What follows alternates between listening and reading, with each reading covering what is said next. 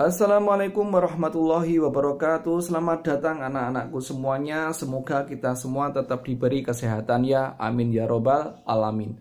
Meskipun pada keadaan yang seperti ini, kita harus tetap yakin atau kita harus tetap semangat. Kita harus tetap belajar. Kalian di rumah harus tetap rajin belajar meskipun tidak ada gurunya. Guru yang sekarang ini adalah orang tua kalian ya. Oke, kita langsung kembali ke materi saja ya, yaitu materi pelajaran fikih. Silahkan dibuka anak-anakku bukunya, fikih pelajaran ketiga, halaman insya Allah halaman 42, yaitu tentang hikmah pelaksanaan sholat Idain dan sholat Jumat.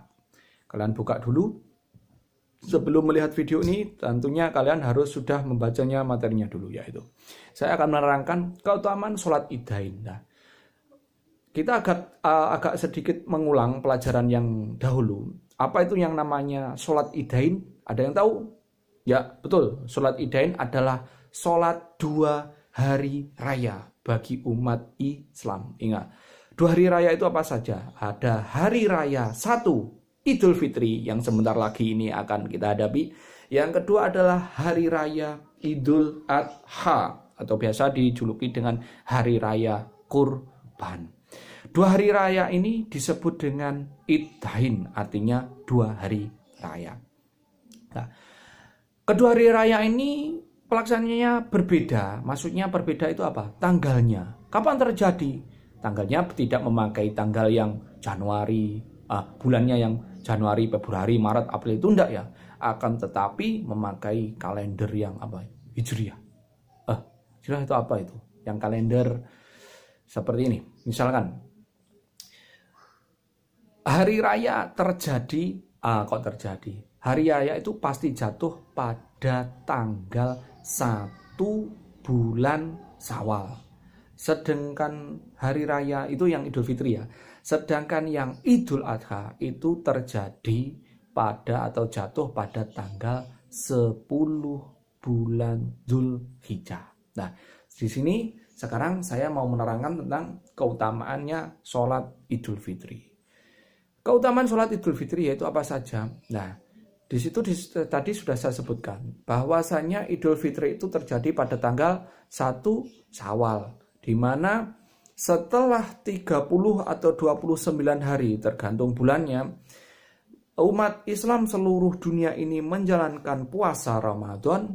Tepatlah setelah bulan Ramadan itu bulan Syawal yang jatuh pada tanggal 1-nya itu akan dilaksanakan yang namanya Hari Raya Idul Fitri. Hari Raya Idul Fitri itu berbeda dengan hari raya Idul Adha. Perbedaannya pada apa? Nah, ketika hari raya Idul Fitri, kita sebelum berangkat menunaikan sholat Idul Fitri, kita dianjurkan atau disunahkan untuk makan atau minum terlebih dahulu. Karena apa? Soalnya sebelumnya kita sudah puasa lama sebanyak 1 bulan. Nah, untuk membedakan karena hari itu adalah hari kemenangan di mana umat Islam dilarang atau haram untuk menjalankan puasa. Jadi harus makan terlebih dahulu. Itu hukumnya sunnah. Terus pada hari raya Idul Fitri kita juga mempunyai kebiasaan untuk saling bermaafan kepada saudara atau tetangga kita. Nah, bagaimana hukum menjalankan sholat Idul Fitri tersebut? Hukum menjalankan sholat Idul Fitri itu adalah sunnah mu'akkad. Sunnah mu'akkad itu apa? Artinya adalah sunnah yang dianjurkan. Jadi lebih baik dilaksanakan. Tapi misalkan tidak melaksanakan, ya tidak berdosa. Namanya juga sunnah. Tapi lebih baik harus dikerjakan. Karena mu'akkad. Lebih baik dianjurkan. Kalian harus juga melakukan sholat Idul Fitri.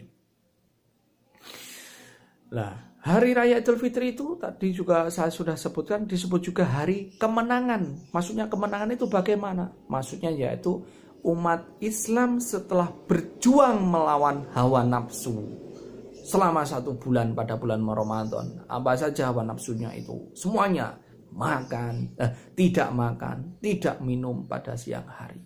Itu adalah cobaan. Nah, makanya ketika pada waktu Hari Raya Idul Fitri diperbolehkan, bahkan dianjurkan untuk makan, itu kita merasa menang melawan hawa nafsu. Itulah yang disebut hari kemenangan, bebas untuk makan dan haram untuk puasa. Itu adalah keutamaan Hari Raya Idul Fitri. Berikutnya yang kedua, yaitu keutamaan sholat Idul Adha. Masih ingat tadi sholat Idul Adha dilaksanakan pada tanggal berapa? Ya, betul, tanggal 10 bulan Dzulhijjah atau biasa disebut dengan tanggal 10 Dzulhijjah. Hari Raya Idul Adha disebut juga dengan 1. Hari Raya Kurban, 2. Hari Raya Haji, dan yang terakhir Hari Raya Idul Adha itu sendiri. Hari Raya Idul Adha itu artinya ya hari raya kurban itu tadi. Nah, tanggal berapa tadi? 10 Dzulhijjah.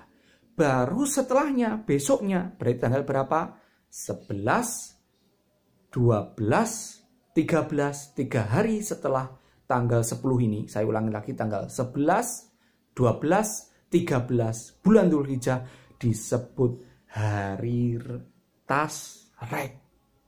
Apa itu Hari Tasyrik? Hari Tasyrik adalah hari diharamkannya berpuasa umat Islam, atau atau 3 hari setelah tanggal 10 bulan Dzulhijjah. Itulah hari Tasyrik.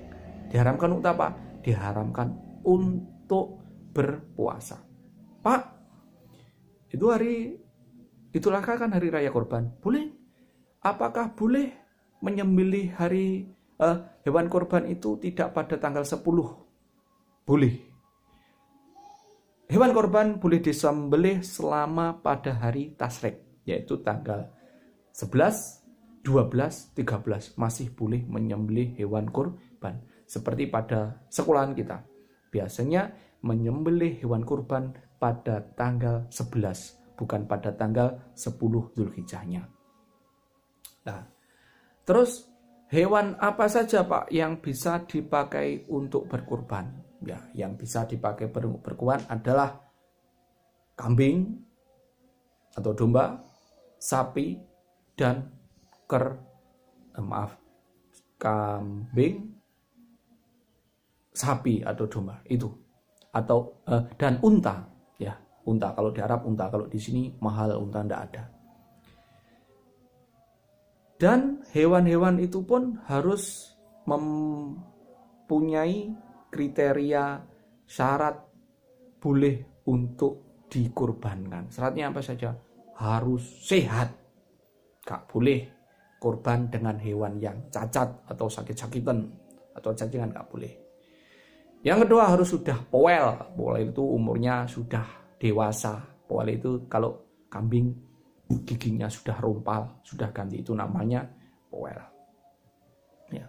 Jadi itu adalah keutamaan sholat Idul Adha. Sekarang hikmah dari pelaksanaan sholat Idain. Hikmahnya apa? Hikmahnya yaitu menimbulkan rasa kasih sayang sesama. Karena apa? Pada hari itu, hari Idain, semua umat Islam merasa senang, merasa merdeka.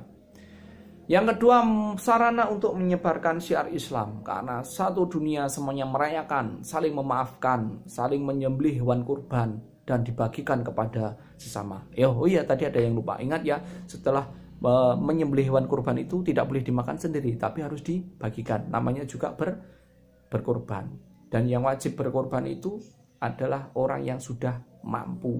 Sudah mampu itu harus berkorban. Makanya besok kalau kalian menjadi orang sukses, jangan lupa untuk berkorban pada hari raya Idul Adha. Yang ketiga, berikutnya membiasakan umat muslim untuk bersatu dan tidak berpecah belah. Nah, kan sholat hari raya Idul Fitri maupun Idul Adha itu menyatukan umat Islam agar tidak terpecah belah. Menanamkan kesetaraan sesama muslim, maksudnya itu semuanya umat muslim, umat Islam di hadapan Allah itu adalah sama, baik kaya maupun miskin, itu sama. Dan yang terakhir, menguatkan tali silaturahmi sesama umat Islam. Itu adalah hikmah dari pelaksanaan sholat Idul Fitri maupun Idul Adha yang disebut dengan sholat Idain. Dari sini ada yang pertanyaan bisa komen di bawah komentar. Untuk tugasnya kalian kerjakan halaman 45 ya, ada soal 1 sampai nomor 5 kalian kerjakan di LKS-nya situ saja atau di buku. Kalau sudah selesai tidak usah dikirim ke saya, tidak usah difoto, kirim WA, tidak usah. Besok saja kalau kita masuk kita koreksi bersama-sama ya. Kalau dikirim terus HP saya tidak kuat, mohon maaf. Sekali lagi mohon maaf ya. Sekian dari saya, ada kurang lebihnya mohon maaf. Jika ada pertanyaan silahkan tulis di komentar, nanti insya Allah saya akan menjawabnya. Sekian dan wassalamualaikum warahmatullahi wabarakatuh.